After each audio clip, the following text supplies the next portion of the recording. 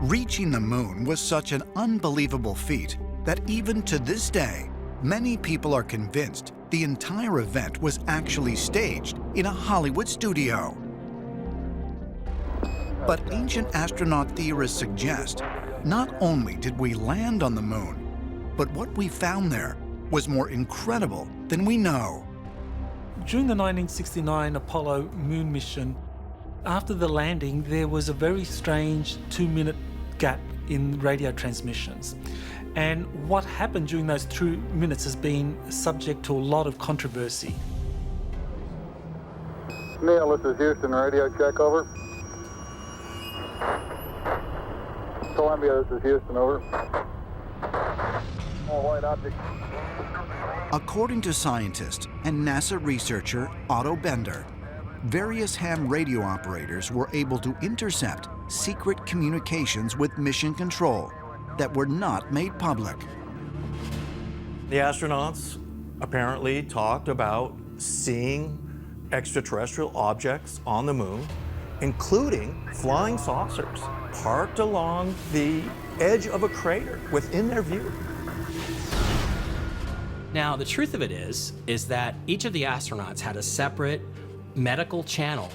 That channel was not public, and it could have been very easily used to communicate information that you didn't want to be heard over the general public transmissions. What's really interesting about that story, though, is the fact that within 30 minutes of the landing on the moon, that story was circulating around NASA that, hey, guess what? They saw something on the rim of a crater, they were all upset, they didn't know what to do, they didn't know if they should go out. It is interesting when you watch the feed of when they came back from the moon. They're not sitting there jumping up and down for joy and saying, I had the most incredible experience in my life, I was on the moon. They're not saying that. They look very sullen, very depressed. They're looking down. They almost look like they want to vomit. That's how disturbed they look. Could they have seen something there that they didn't want to tell the public because of the implications? I believe that what this country set out to do was something that was going to be done sooner or later. We find for the first time that man has the flexibility or the option of either walking this planet or some other planet. It's a beginning of a new age.